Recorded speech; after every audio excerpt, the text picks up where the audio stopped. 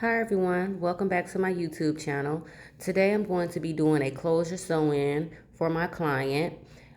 She wanted her bundles red, so I'm going to start by bleaching her knots first.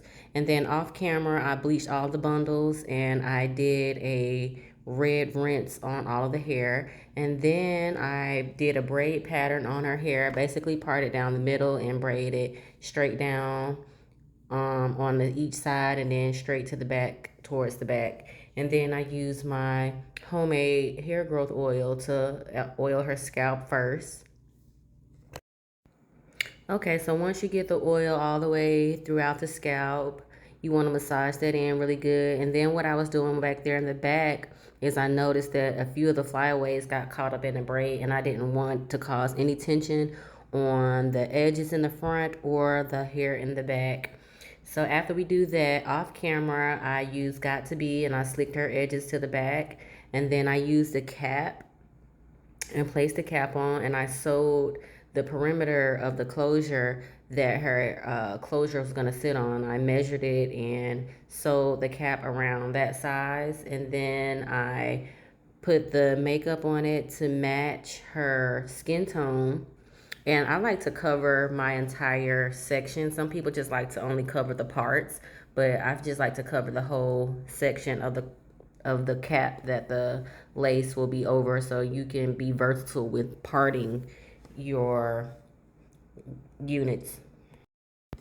Basically meaning you can wear a middle part, a left part, or a right part without having to worry about your cap not being the same color as your skin tone. So therefore, I like to cover the entire cap with the makeup. And as you can see, I've already started the sew-in process.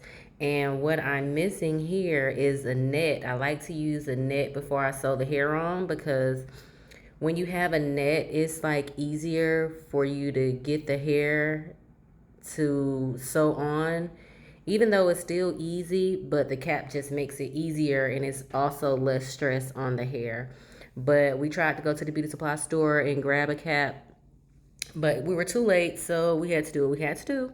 And basically, I did the back without cutting the tracks. I just did the crossover method in the back until I got like right above the ear or right underneath the ear.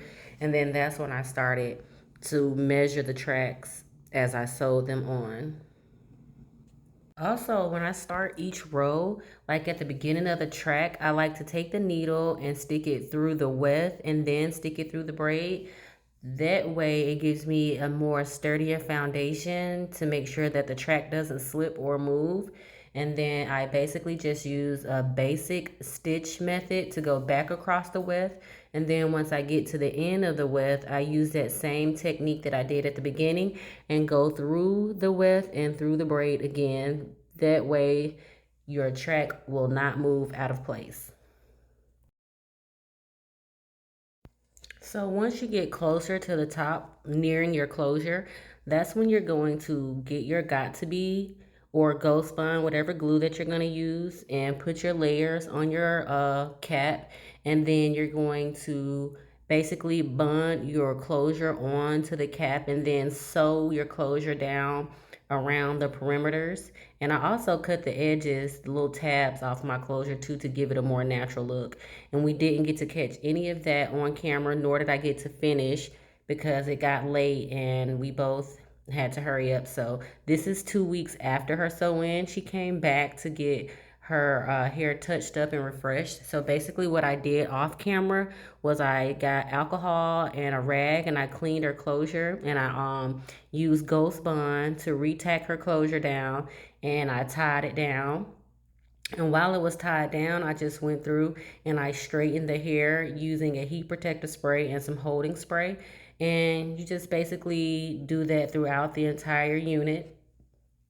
And you are going to get this look at the end where it's very shiny and has a lot of body. And this style should last her at least another month. And here we are, the final look. So if you guys like what you saw in this video, please hit that subscribe button, like, share, comment, and I will post more how-to videos on how I make units, do sew-ins, quick weaves, locks, whatever, you name it. I'm going to try and do it. Thanks for watching. I'll see you guys next time.